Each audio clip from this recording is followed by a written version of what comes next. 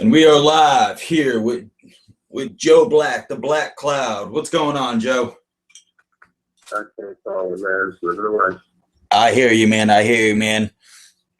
For those that are joining us now, I do apologize for any inconvenience. I have a little problem with the YouTube and my webpage and all that good stuff. So if you guys are watching me on YouTube, Joe Black, the Black Cloud. What's going on, Joe? Of course, we're going through all this crap as well, so I do apologize once again. So if you guys go back to the webpage, it's all set up for you guys and ready to go now. So I do apologize, but anyway, let's get down to business. We're here with the Black Cloud, Joe Black, and once again, Joe, man, hope you're doing all right. Hope everything's going well for you. Can't support me, man. Can't support me. Hope you don't got a cold on me, man. Nah, trying to clear my throat while I'm saying sorry, not too sad. I understand, man. I understand. Well, for the viewers at home and everything else like that, guys that are watching stuff like that, and you know, all these young guys trying to get into the business and everything else. Let's get right down to it, man. You started wrestling down in actually, you started wrestling in 2008, correct? Well, I got introduced to the business in 2008. I was coupling the rings, bringing up loads. You know, I was a bump dummy for Kamikaze Kid Reunion. I didn't start training proper until April 2009. Oh, okay. Now, if my calculations are correct, I guess you're from the Tuga, correct? Do I have that correct? The Tuga? Nah, my dad's people are from Tortuga, Haiti, Okay. and Haitian, crazy folks. I'm from Sacramento, California. That's where I was born at. I was raised in Greensboro, North Carolina. Oh, okay. All right, awesome. Yeah, because I, try to get as much information, even though me and you know each other on a personal level as it is. You know, it's also hard to tell, especially for whether or not fans want to get to know you personally, whatever the case may be. You know, people go to a lot of Facebook, stuff like that. They try to get whatever kind of information they can on you. So that's kind of what I did on that part. And I completely, honestly, my job as a person who does podcasts or, you know, any kind of interview status, whatever the case may be, excuse me, you know, we try to get whatever kind of information we can. So that's why we always ask, just to see if everything's correct or whatever the case may be, you know. Yeah. So now you went to A&T State University, right? Or you attended there? Yeah, that was about man, that was about 6 years ago. Yep, with A&T, North Carolina A&T, Aggie Land, whatever you want to call it. Absolutely, I could definitely understand that. It's a good school right there, though. I had a couple friends of mine go there, so it's definitely a great school to go to. Now, like, for all those young guys, man, for you guys that are trying to get into this business and everything else like that, I can't stress enough how important this interview is. I can't stress enough what kind of wrestler, champion, gentleman, whatever, however you take it, whatever you guys see in videos, even if you guys go to live events, I can't stress enough how important it is to take road advice, wrestling advice, whatever the case may be, from this gentleman right here, Joe Black. And it is a true privilege and an honor to have him on my show, because it's very difficult to get guys like this that respect the business so much, that that really know what it's like to go through the struggle month in, you know, month out, week in, week out, you know. So I just want to I definitely want to stress and tell you thank you for joining me on my show. Thank you for having me, brother. Now, there is just a list long of between accomplishments, a list long of accomplishments, companies, titles, stuff like that, that have pretty much been in your career since you've been in this business. And you've achieved a lot, man. A lot of us that actually know you personally, professionally, we always look at you as the black version of Chris Benoit. And just like me, you are a Benoit guy, that I know. And any of you guys ever seen Joe Black's matches? He will always, 90% of the time, you always see that shirt on him. He is a Chris Benoit kind of guy. Now, we tell me a little bit about the NEW heavyweight title. I had the opportunity to wrestle for that title at one point, and I wrestled Will Huckabee, and I believe that's also who you wrestled, correct? I wrestled Ricky Morton. Oh, gotcha. That belt was special to me, significant to me, because it was my first major title. It was my first heavyweight championship, and especially me being, a smaller frame guy, it was significant. And I think the most significant part of it was the fact that I beat one of my heroes, and Ricky Morton, the greatest babyface of all time, for my first heavyweight championship. So when people ask, and I reference the Next Evolution Wrestling Heavyweight Championship, and why it's the most special title that I've won is because of, Will Huckabee. I respect the hell out of him. He's the one that got me on the road in the first time. I was under the impression when I first started I wasn't good enough to travel. Not going to blame anybody for that. That was my own hang up. So to be able to hold that title that he actually legitimized, and Ricky Morton beating him for it, that is the most significant title, I think, at this point that I've won. That is definitely a title. I know a lot of guys that have wrestled for that title, a lot of guys that have lost that title. Me being one of them that have wrestled for that title, which is ironically one of my biggest matches, alongside of being one half of the tag team champions at that time. So I could definitely understand, especially where you're coming from. But to win a title like that is phenomenal, especially in that area. But on a side note, if it serves me correctly, you are actually there's actually a couple different titles here. You got a former tag team champion with Cedric the Entertainer. Now, what company was that with? Cedric Alexander. Wait. I just said Entertainer, didn't I? Yeah, that's what I call him that sometimes too. Yeah, it's okay. I really don't remember what company that was for. I know it was a company in Atlanta. We were at some kind of church show. We wrestled the Elements of Wrestling too, upstart at the time, two great guys. And we won the tag titles, and we never went back. So technically, if we're going to be technical about it, me and Cedric Alexander are still tag team champions in Atlanta. That's kind of how I feel about Costa Rica Extreme Wrestling. When the company finally shut down, me and Kevin Sane were actually the tag team champions when it went under, and I am actually still the Prison Wars champion. So if they bring that back, well, guess what? I feel the same way. So I can definitely understand you on that. You are actually currently the NWA Mid-Atlantic Junior Heavyweight Champion, correct? Yep. Now, before I go into the other title, tell me a little bit about that title, what it means to you and what it should mean to everybody else, and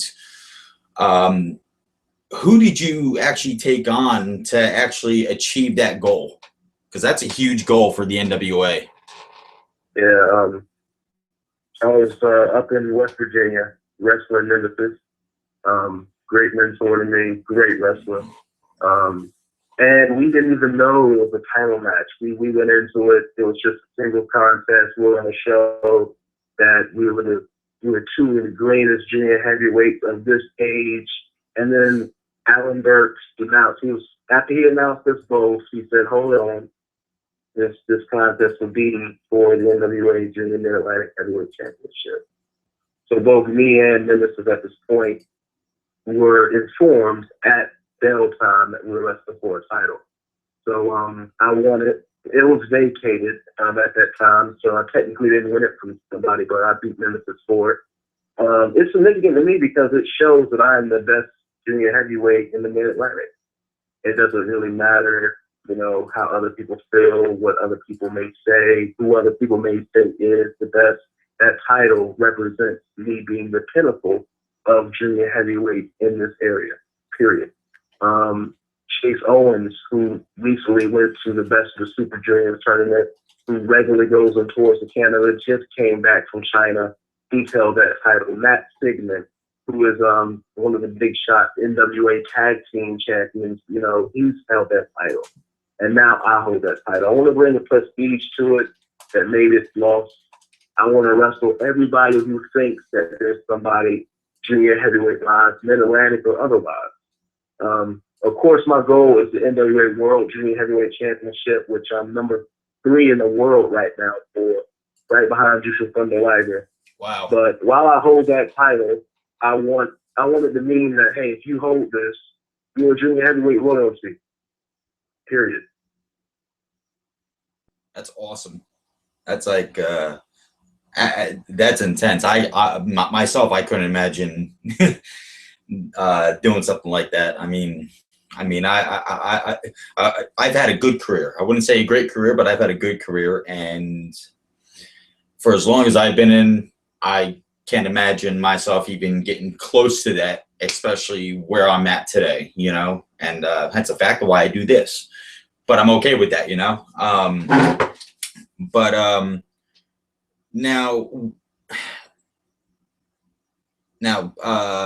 PWE, correct? PWF, my apologies. PWF, hopefully, I don't know, hopefully I'm saying this right. Otani Openweight Champion, correct?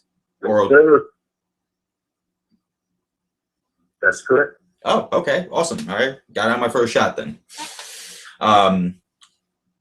PWF Otani Openweight Champion. Now,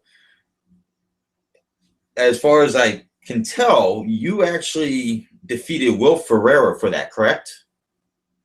It was Jakob Hammermeyer's title. Oh, okay. From Chicago saying, great dude. Will Ferreira was in the match as well from ROH. They're one of their hot prospects. That's what I thought it was, yeah. So that's my mistake. I didn't get that correct, but tell me a little bit about that night when you actually won the Openweight Championship. It was one of those nights where, I work tirelessly. I don't really have a family per se, so I've dedicated myself completely, wholly, totally to this sport, this business. I've dedicated, my body to the gym. I don't really believe in rest. There ain't no rest for the wicked, as the old adage goes. So winning that title felt like the culmination of a couple years worth of hard work.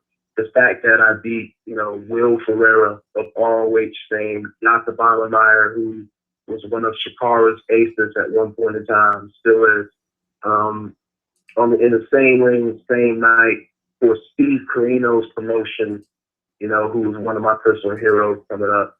It was just a lot of different emotions. It was exhilarating.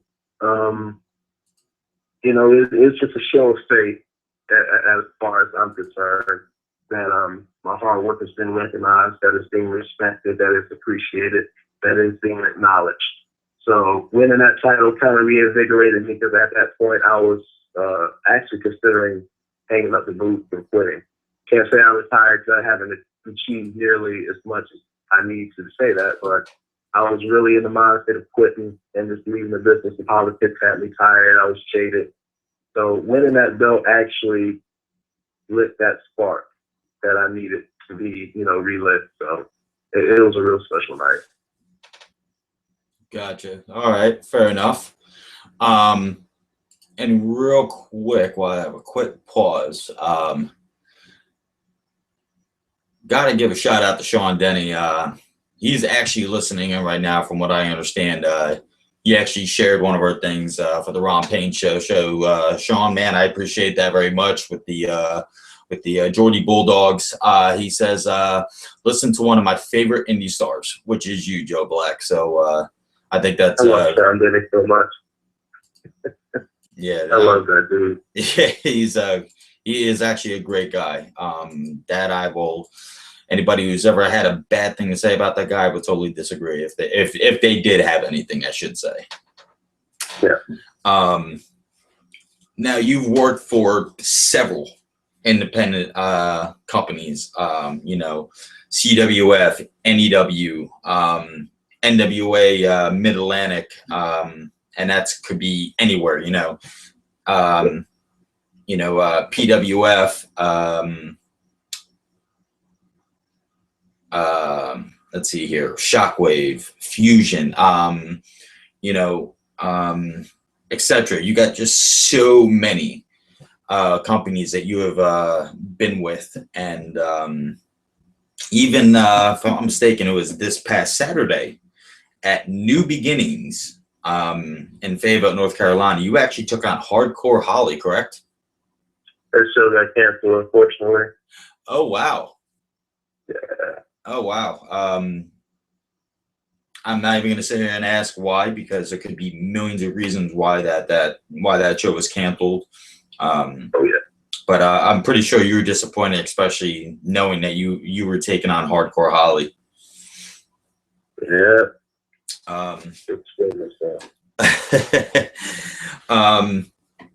Let's see here though.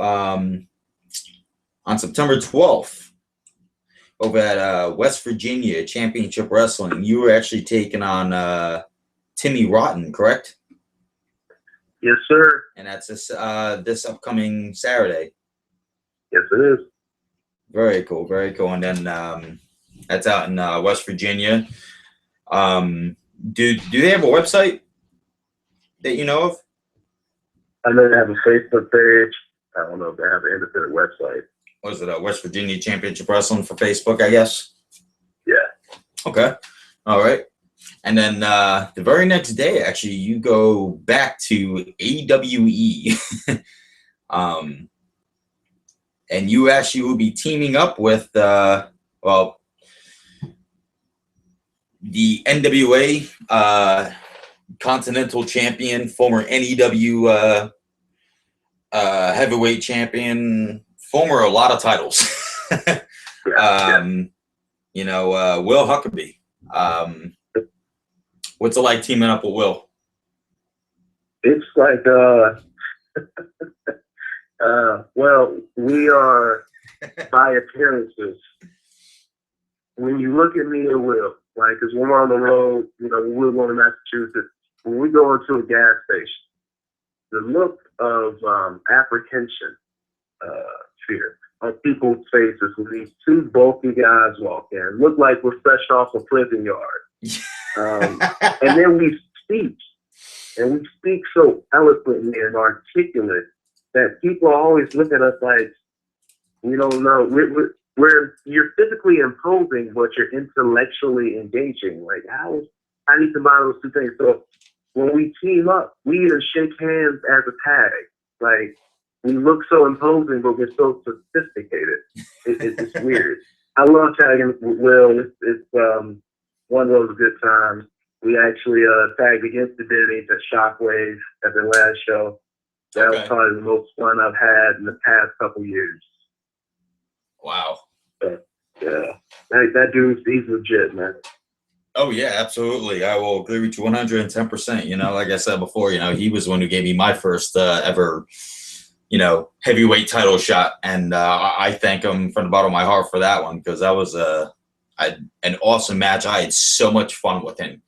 and he's very aware in the ring, and you got a lot of guys that are heavenly stiff in this business, and besides him, there's a select few people that I can honestly say when I got in the ring with them, I was semi-intimidated because I know what they're packing. You know what I mean? When it comes to being in that ring, I know what they're packing. One of them is you. I've been in the ring with you.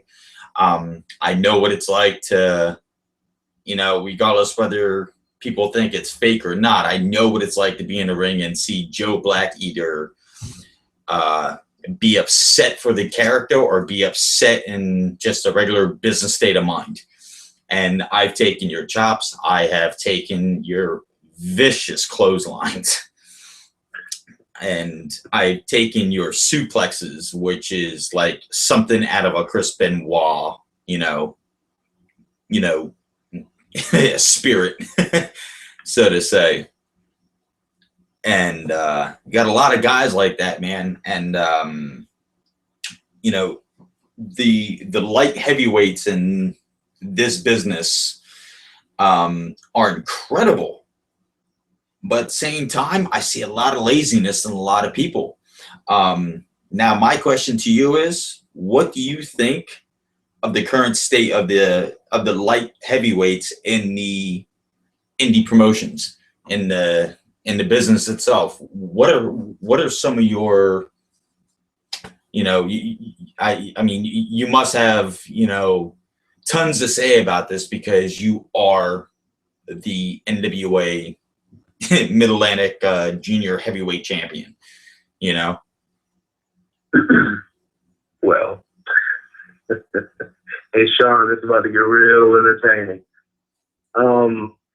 I feel that the light heavyweight in today's indie is grossly misrepresented. It is almost sad.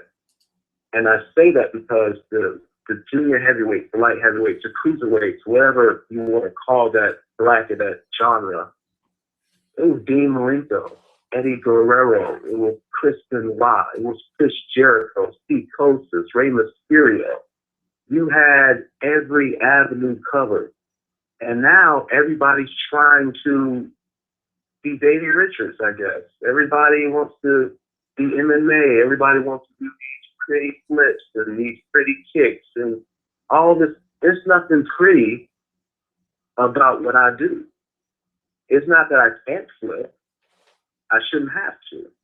And now, maybe this is just my fault because I'm more old school oriented.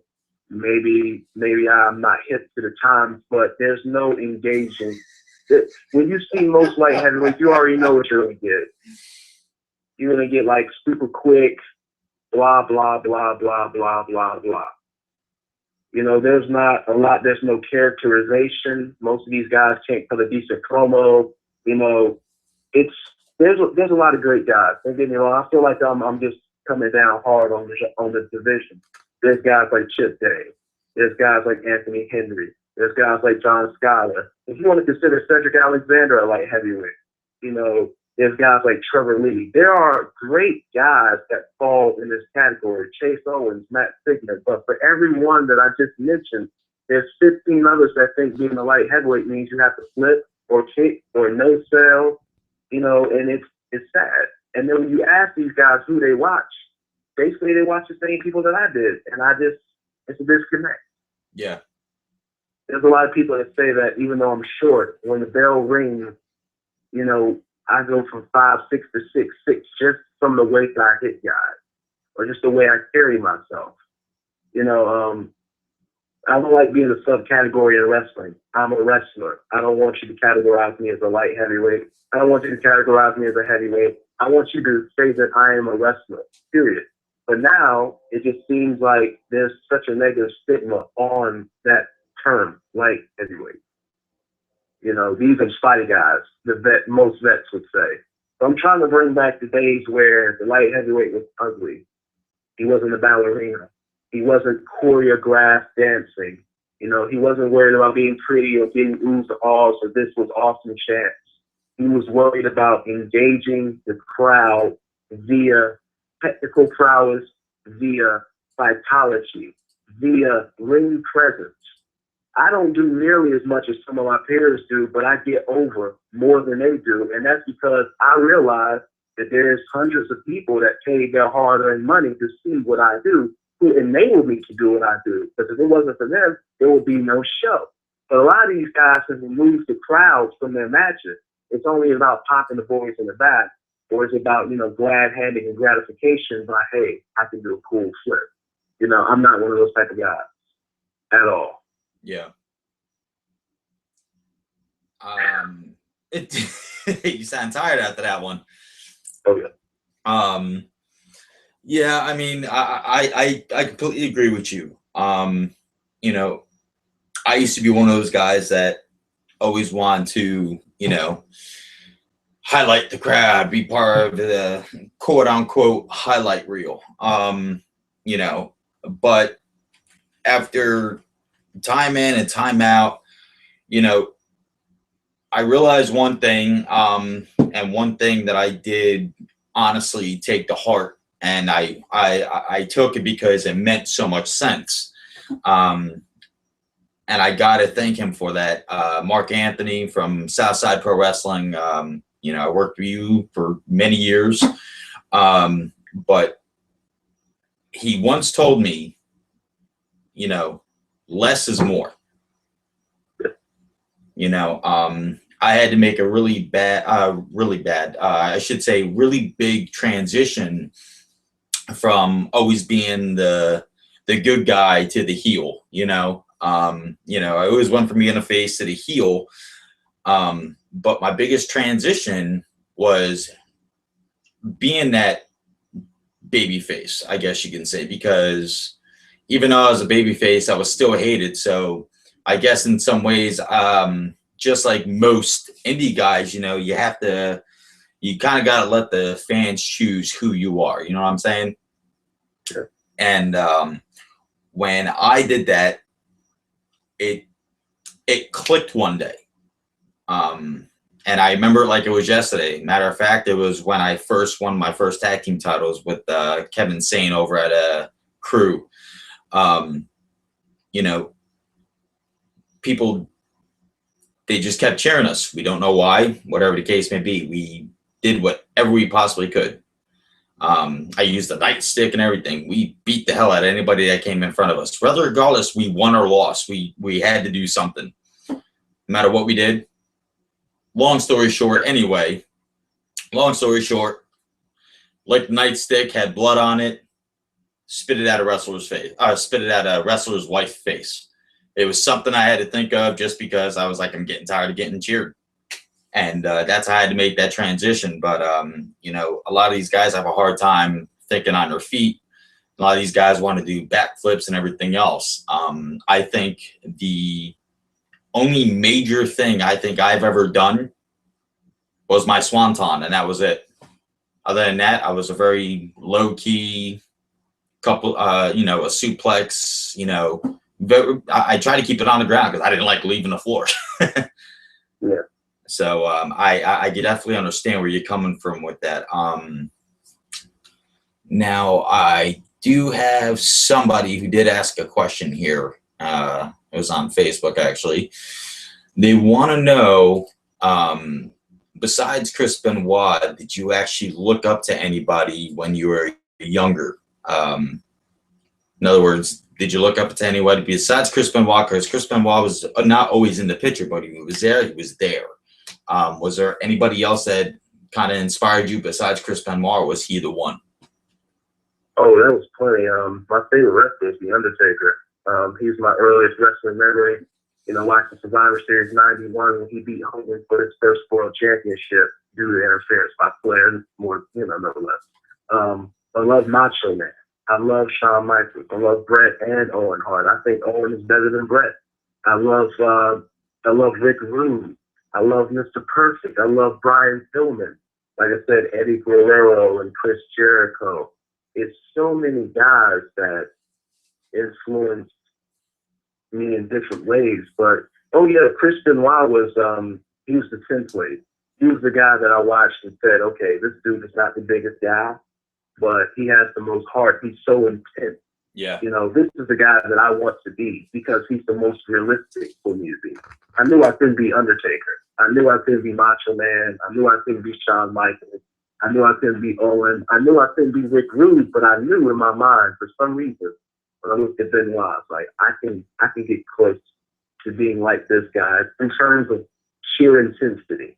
You know, so yeah, there's plenty of other wrestlers that I love. Gotcha. Fair enough. Me, I'm a huge Benoit fan. Always have been. Love his matches, everything about him. I mean, whatever the case may have been, whatever happened, but his wrestling career just, you know, threw me for a loop. You know, I loved every minute of it, every time. You know, anytime he did the headbutt, I mean, no, no headbutts for me. I'm good. I got enough concussions. And Brian Pillman, without a shadow of a doubt, is actually one of my favorite. I grew up watching Brian Pillman. You know, back. Not a lot of people realize this about Brian Pillman, though, and I don't know if you do actually. Remember the old Bengal shorts that he used to wear? Yep. Well, he actually started wearing those because of the Cincinnati Bengals when he played for them back in '86. Oh, I did know that. Yeah, a lot of people don't realize it. When they did the episode where Stone Cold came into his house, if you look, when Brian Pillman's sitting back, if you ever notice, there's a football jersey behind him. And it's hanging up, and it's a 1986 Cincinnati Bengals jersey. I believe he was a defensive lineman, a matter of fact. Nice. Not a lot of people realize that. You know, we got a lot of guys that make that transition, and he was one of the first. I mean, along with a lot of other guys, but in that generation, yeah, he was definitely one of the first. Now, like, just one or two more questions here. What was it like growing up? You know, what was it like as you grew up, watching the business, getting into the business, you know, stuff like that, you know, personal life wise? I mean, I mean, especially if you don't mind me asking, you know, I like to know a little bit more of a personal life, especially when it comes to some of my guests, because, you know, not so much for myself, but for a lot of the guys that watch this live, or whether or not they go on YouTube later to watch, or whatever the case may be, maybe something that they're going through might actually end up helping them out as well. If you can share some stuff, and if not, that's fine too, you know. Both my parents were in the Air Force, so I moved around a lot, got exposed to a lot of different culture. So I've never been a one-dimensional guy, thinker. I've always been a multifaceted individual with different likes and loves. And it was actually one of my Korean friends when my dad was stationed in Germany, Main, Germany. And one day in Frankfurt, it was one of those areas he introduced me to Bret Hart. Because it was a time when, you know, my grandfather, he's one of those older gentlemen who believed that the WWF at the time was too loud. That's what he said, which as a child it made no sense. But I guess he meant it was too loud, there was too many colors, maybe there's too many bodybuilders. It was too much happening. So he watched more, you know, old NWA, he watched WCW. So I was watching Ric Flair, I was watching Tully Blanchard and the Horsemen, I was watching Magnum PA. You know, those are the guys that I was watching. You know, I was introduced to The Undertaker at an early age, but, you know, after that, you know, my family kind of prohibited wrestling when I started demonstrating, you know, some of my classmates. But he introduced me to Bret Hart and Shawn Michaels, and at that time, those were like gods to me. So at that young age, I always remember being jealous of the kids who got Bret Hart sunglasses. You know, I remember always wanting to be Shawn Michaels. Like I wanted to be that ultimate ladies' man who could, you know, squabble. Of course, we're talking about in the ring because, personally, he'll get, beat up by some Marines for the bar, but that's neither here nor there. I was a sickly kid. I was a small kid. I was never the biggest kid. So, I remember it was like a career day type gimmick. And the teacher asked everybody what they wanted to be when they grew up. You got lawyer, cop, fireman, whatever, football player. I stood up and I proudly proclaimed I wanted to be Hulk Hogan. That was my answer. I didn't want to be a cop. I didn't want to be a fireman. I didn't want to be anything. I just wanted to be not even just a wrestler. I said at 4, I wanted to be Hulk Hogan. So, my dad would ask me, what you want to do when you grew up? I said, I want to be a wrestler. After 10 years, that was my answer. And considering the fact that, I was smaller, and as my dad put it, a lot of black, athletes of color in this business didn't really go far or take it seriously. My mom said I need to hit the books, blah, blah, blah, blah, blah. Long story short, coming up, I didn't really have too many friends when I moved back to North Carolina because I'm a different type of cat. I'm strange even. I don't like just one thing. I love Tupac, but at the same time, I might go listen to the Police. I love anime. I like to play Madden, but I also like to play Final Fantasy. There's nobody that can really relate to me. So all I really had at that point was wrestling. That was the constant. Whenever I stopped wanting to be, an artist, or whenever I stopped wanting to be a rapper, or whenever I wanted to stop, whenever I stopped wanting to be a baseball player, the only thing that was consistent in my life that I knew I wanted a part of was professional wrestling.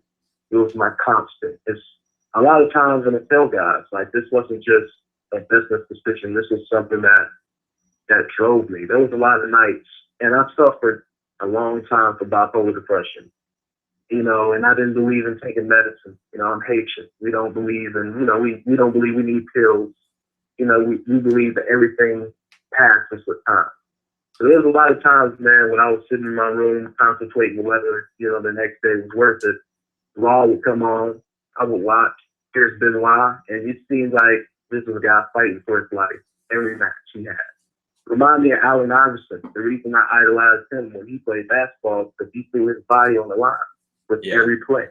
It wasn't just a pickup game in him, practice, D-League, whatever. He always put his body on the line, and I saw that in Benoit. This is a guy that put everything he had into every match. Didn't matter if it was Undertaker, didn't matter if it was Orlando Jordan, and that type of attitude, that never say die attitude, that devil may care, that intensity, I kind of picked up on that on a young age, and I resigned myself to say that I owed it to myself to at least try. So in everything I did from that point on, poetry, whatever novels I wrote, basketball when I played it, baseball when I played that, weightlifting, even in the courting of the women's boat, I was always unabashedly 100% honest, 100% me. I carried an intensity and a pride and a passion in anything I did.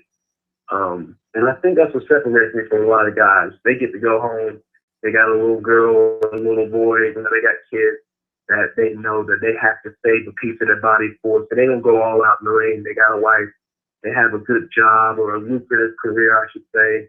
I don't have any of those things.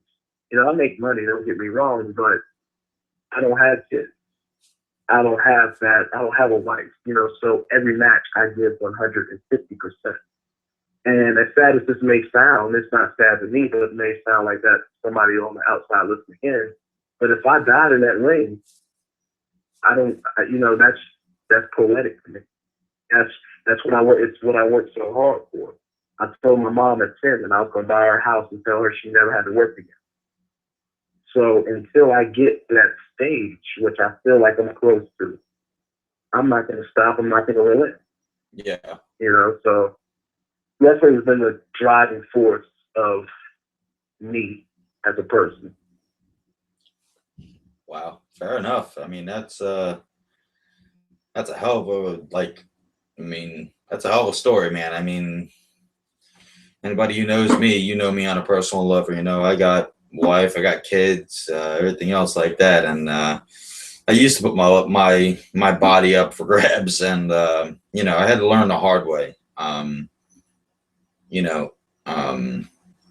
between the injuries. One of the main reasons why I had to step away myself was because of my knees, and then my lower spinal cord, and then I was finally clear for the lower spinal cord. I finally got the okay for that, and ended up getting 2 lacerations on my spleen. And then after I got done with 2 lacerations on my spleen, I was cleared for that. Heck, I was in. I mean, me being from New York now, and I traveled all the way out to Virginia just to get cleared to make sure I can still do what I love to do. And just when I was ready to step back in, got taken right back out again because I ended up just being at work. Moved the wrong way, and now I got a couple pinched nerves that causes my arms to go completely numb throughout the entire day. So, I mean, I could definitely understand when it comes to the pain and the suffering and what you go through, because I've been there, and I thank God. I thank God at the time, because we got guys like you, Joe Black, because you and a lot of the other guys are the main reasons why I do what I do now, doing the podcast. I may not be able to do much, but me being a vet, whatever the case may be, however anybody wants to look at me, me being the vet, my job is to make sure to get the younger guys over in wherever I go. And since I can't do that in a ring, I do my best to do it right here in my podcast show, and for the wrestlers, the trainees, the owners, the fans, whoever watches this podcast, I'm thankful every day that I can still do it. I can still do it either way, whether they watched me or not.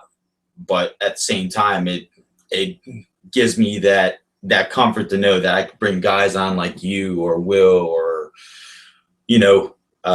Marty Reed, Shauna or Mark Denny, whoever that would ever love to just go ahead and, give the advice that some of us may get inside a locker room. Give that advice to whoever watches this worldwide. I've done some of the analysts and everything else for YouTube and everything else, and I get viewers from all across the world.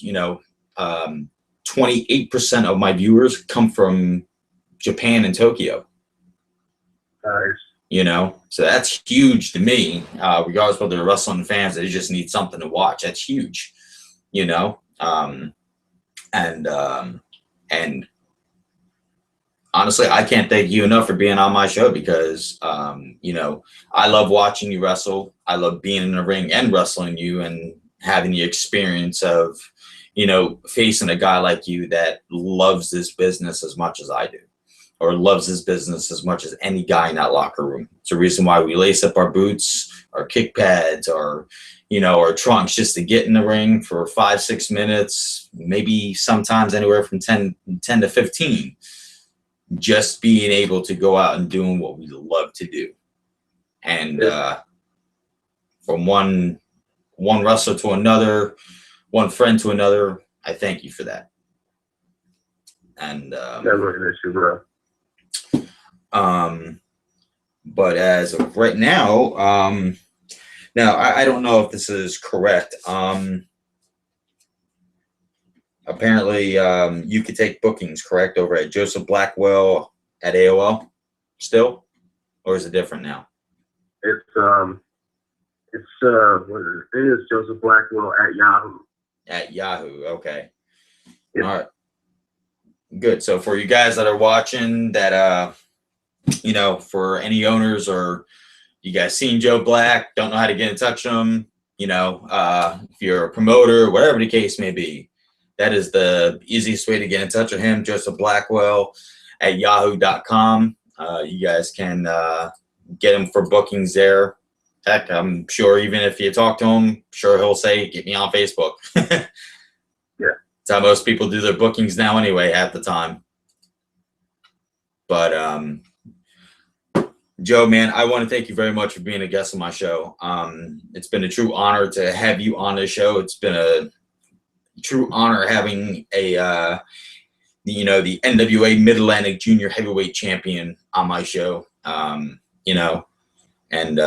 like I said, I want to say thank you, and hopefully whoever views this live, whether they're watching it later on, whatever case I really hope that you guys listen very carefully what he has to say about the indies and what he has to say about the light heavyweights, especially if you're a small guy. Listen to the advice that this man gives you, because it will do you good later on. But thank you very much, Joe. I do appreciate everything, man. Thank you for having me, brother. And you're more welcome anytime to be on the show, brother. Sounds good. Just let me know. Well, Joe Black, you have a great night, man. And once again, thank you for being on my podcast, man. And like I said, for all you guys that are listening, just like Joe Black, support your local indie wrestlers, man. Can't stress that enough. Thanks a lot, Joe. Thank you, brother. All right, bud. Have a good night. Yes, sir. And good luck this weekend, by the way.